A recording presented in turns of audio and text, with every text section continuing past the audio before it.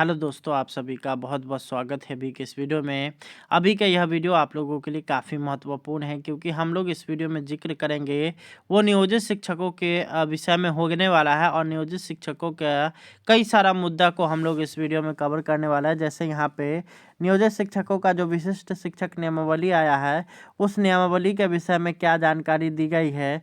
साथ ही साथ आप लोग के ऐच्छिक स्थानांतरण के विषय में कब जो है आप लोग के ऐच्छिक स्थानांतरण को इस नियमावली में सम्मिलित किया जाएगा। और साथ ही साथ यहाँ पे आपको एनपीएस का जो लाभ मिल रहा है, तो उसमें यहाँ पे कितना राशि वगैरह यहाँ पे कटेगा। तो चलिए हम लोग इन सारे मुद्दों पर जिक्र करते हैं। और सबसे पहले हम लोग बात करेंगे नियमावली की। तो यहाँ पे आप लोग का जो नियमावली है वो यहाँ पे विशिष्ट शिक्षक नियमावली कहलाएगा। और ये जो नियमावली है वो बीते 26 दिसंबर के दिन उसको पास किया गया था, जिसके अध्यक्ष कैबिनेट के जो अध्यक्ष थे नीतीश कुमार जी थे, और उनके द्वारा इस विशिष्ट शिक्षक नियमावली को पास किया गया। तब से यहाँ पे शिक्षकों के अंदर जो है कई सारे यहाँ पे सवाल हैं जिनके वो जवाब ढूंढने की कोशिश कर रहे हैं। जैसे यहाँ पे इस नियमावली में कहीं भी स्पष्ट नहीं है कि शिक्षकों को जो है शिक्षकों के ऊपर कैसे कार्रवाई की जाएगी। अगला जो है यहाँ पर स्पष्ट रूप से लाभ का जो है इसमें जिक्र नहीं है। और पहले जिस तरह से लाभ हुआ करता था 5 वर्ष 10 वर्ष कर करके, इस तरह से फिक्स नहीं है। और यहाँ पे जो है एक निश्चित समय के बाद यहाँ पे लेवल को बंद कर दिया गया है। यानी कि आप अगर विशिष्ट शिक्षक हैं तो आप लोग वरीय विशिष्ट शिक्षक बन सकते हैं। इसके अलावा आपके पास कोई भी चारा नहीं है। तो विशिष्ट शिक्षक अगर आप 1 to 5 के हैं तो 6 to 8 में जा सकते हैं, और 6 to 8 से जा करके वरीय जा सकते हैं। इसके अलावा आप लोग जो है यहाँ पे जिस पद पर है उसी पद पर रह जाएंगे, और आप लोग का जो वेतन जो होगा मात्र 2 ही बार बढ़ेगा। वहीं अगर आप बात करिएगा पुराने शिक्षकों की, तो पुराने शिक्षकों में ऐसा नहीं है, बल्कि उन सभी का अगर वेतन की अगर बात करेगा तो कोई शिक्षक लेवल 7 में है, कोई 8 में है, कोई 9 में है, कोई 10 में है। इस तरह से आप लोग देखिएगा तो यहाँ पे बिहार में जो पुराने शिक्षक है उन सभी को लेवल वाइज यहाँ पे पेमेंट मिलता है, जिस कारण से यहाँ पर शिक्षकों में यह असमंजस की स्थिति है कि यहाँ पे नियमावली जो है उसमें बदलाव होना चाहिए, और नियमावली बदल कर करके यहाँ पर नया नियमावली आए। तो यहाँ पे इसको लेकर के शिक्षक संगठन की द्वारा भी मांग किया गया। चलिए हम लोग उसको देखते हैं। यहाँ पर आप लोग देख रहे हैं वो है राज्यकर्मी नियमावली में संशोधन की तेज हुई मांग। जागरण संवाददाता पटना। बिहार शिक्षक संघर्ष मोर्चा की बैठक रविवार को गुट महासंघ कार्यालय में हुई। मोर्चा के संरक्षण का व विधायक डॉक्टर संदीप सौरभ ने शिक्षकों को राज्यकर्मी का दर्जा देने की सफल पहल के लिए मोर्चा नेताओं को सम्मानित किया, और साथ ही राज्यकर्मी दर्जा देने के लिए बनाए गए नियमावली में संशोधन का प्रस्ताव रखा। स्थानांतरण के लिए 3 जिलों के चुनाव की जगह ऐच्छिक स्थानांतरण का प्रस्ताव रखा, और उसके बाद एसीपी लाभ की मांग की। तो यहाँ पे आप लोग ये देख सकते हैं, ये शिक्षक संगठन की द्वारा भी इस पर मांग उठाया गया है। आगे हम लोग चलते हैं, अगले खबर को देखते हैं। अगला जो इसी में हम लोग कवर कर रहे हैं वो है मिलेगा यहाँ पर शिक्षकों को ऐच्छिक स्थानांतरण। तो जैसा कि आप सभी को पता ही है कि विशिष्ट शिक्षक नियमावली में कहीं भी यहाँ पर जिक्र नहीं है कि नियोजित शिक्षकों को ऐच्छिक स्थानांतरण का लाभ मिलेगा, बल्कि यह स्पष्ट रूप से जिक्र है कि उन सभी को विभागीय स्थानांतरण का सामना करना पड़ेगा। और विभाग की अगर बात करिएगा तो विभाग जो है उस अपने आप इस पर निर्णय लेगी कि इसमें जो है शिक्षकों का जो स्थानांतरण कहाँ पे होना चाहिए और कैसे होना चाहिए। ये सारा कुछ जो है यहाँ पर विभाग के ऊपर डिपेंड रहेगा, जिस कारण से यहाँ पर शिक्षकों में काफ़ी असमंजस की स्थिति है।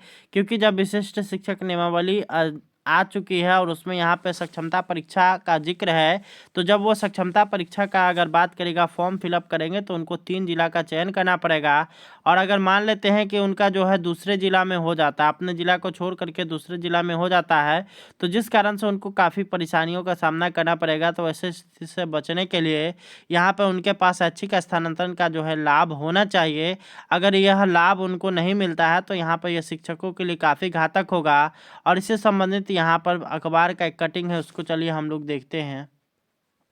तो यहाँ पे आप लोग देख रहे हैं कि शिक्षकों को ऐच्छिक स्थानांतरण भी मिले। तो बिहार शिक्षक संघर्ष मोर्चा की बैठक रविवार को महासंघ गोपगुट कार्यालय पुनाईचक में हुई। मोर्चा के संरक्षण विधायक डॉक्टर संदीप सौरभ ने शिक्षकों को राज्यकर्मी का दर्जा देने की सफल पहल के लिए मोर्चा के सभी घटक नेताओं को बधाई दी। विभिन्न संघ के शिक्षक नेताओं के द्वारा राज्यकर्मी का दर्जा देने के लिए बनाई गई नियमावली में संशोधन की मांग पर प्रस्ताव रखा। नियमावली में प्रदत्त स्थानांतरण के लिए 3 जिलों के चुनाव के जगह ऐच्छिक स्थानांतरण का प्रस्ताव रखा गया। एसीपी के लाभ को जोड़ने, वरीयता को स्पष्ट करने और वेतन संरक्षण के साथ साथ समस्थानिक इंडेक्स के आधार पर वेतन निर्धारण की मांग का प्रस्ताव रखा। प्रमोशन का लाभ नियुक्ति तिथि से देने की मांग भी की गई।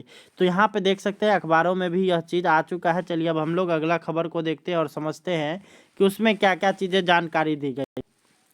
अगला जो चीज़ है यहाँ पर है, नियोजित शिक्षकों को एनपीएस का लाभ मिलने वाला है। इससे संबंधित कई दिनों पहले यहाँ पे अगर बात करेगा तो के पाठक जी के द्वारा भी एक लेटर में यह स्पष्ट किया गया था कि नियोजित शिक्षकों को ऐच्छिक स्थानांतरण का लाभ मिलने वाला है और नियोजित शिक्षक का जो ऐच्छिक स्थानांतरण एनपीएस का लाभ मिलने वाला है और एनपीएस का जो लाभ मिलेगा उसमें यहाँ पर उसके लिए शिक्षकों से विभिन्न तरीके का जो है फॉर्म जो है फिलअप कराया जा रहा है, जो कि ई शिक्षा कोष के ऊपर उसका जो है अपलोड किया जा रहा है। जिसके बाद यहाँ पर शिक्षकों का सारा जानकारी उसमें जब डाला जाएगा तो यहाँ पर एनपीएस का उसके बाद इनका जो है लाभ मिलना शुरू होगा। तो इससे संबंधित एक खबर निकल करके आ रहा है, तो चलिए हम लोग उसको देखते हैं। तो यहाँ पे आप जो देख रहे हैं कि राज्यकर्मी बनने पर नियोजित शिक्षकों को मिलेगी न्यू पेंशन। तो यहाँ पे आप लोग देखिएगा तो राज्य के 3.5 लाख नियोजित शिक्षकों को भी राज्यकर्मी बनने के बाद न्यू पेंशन मिलेगी। राज्यकर्मी बनने के बाद नियोजित शिक्षकों को न्यू पेंशन दिए जाने के स्पष्ट संकेत शिक्षा विभाग के अपर मुख्य सचिव के पाठक ने अपने उस पत्र में दिया है, जिसके जरिए उन्होंने जिलाधिकारियों एवं उप विकास आयुक्तों से शिक्षा विभाग से संबंधित महत्वपूर्ण बिंदुओं को कार्यान्वित करने को कहा है। इसके मुताबिक राज्य सरकार के द्वारा 26 दिसंबर को सभी नियोजित शिक्षकों को राज्यकर्मी बनाने के हेतु अधिसूचना निर्गत की गई है। इस हेतु एक परीक्षा ली जाएगी। उसमें उत्तीर्ण होने पर नियोजित शिक्षक राज्यकर्मी के सभी सुविधाएं प्राप्त कर सकेंगे। परीक्षा की तैयारी हेतु यह आवश्यक है कि नियोजित शिक्षकों के सभी आंकड़े हम भली भांति एकत्र करें और उसे ठीक तरह से सैनिटाइज करें। आंकड़े विभागीय पोर्टल ई शिक्षा कोष में ये आंकड़े डाले जाते हैं। नियोजित शिक्षकों से जुड़े आंकड़ों भी ई शिक्षा कोष में डाले जाएंगे और इसमें अत्यंत सावधानी बरतनी होगी, क्योंकि अब इन शिक्षकों को न्यू पेंशन स्कीम के तहत भी आच्छादित किया जाना होगा। राज्य में न्यू पेंशन स्कीम 1 सितंबर 2005 से लागू है। तो यहाँ पर आप लोग देख सकते हैं, यहाँ पर ये 3 चीज़ें आप लोगों के लिए महत्वपूर्ण है। आगे अब हम लोग आप लोग को जो ये लाभ मिलने हैं, ये सारा का सारा लाभ आप लोग को इसी महीना यानी कि जनवरी के महीने में मिलने की पूरी संभावना है। और इसको लेकर के यहाँ पर सरकार के द्वारा भी कदम बढ़ा दिया गया है, जिसके बाद अब शिक्षकों को उम्मीद है कि इनकी जो मांगे हैं वो सारी के सारी पूरी होने वाली है और बहुत ही जल्द यहाँ पर सरकार उनकी सारी मांगों को पूरा करेगा। तो आप लोग से हम मिलते हैं नेक्स्ट वीडियो में। तब तक के लिए बहुत बहुत धन्यवाद। Thanks for watching.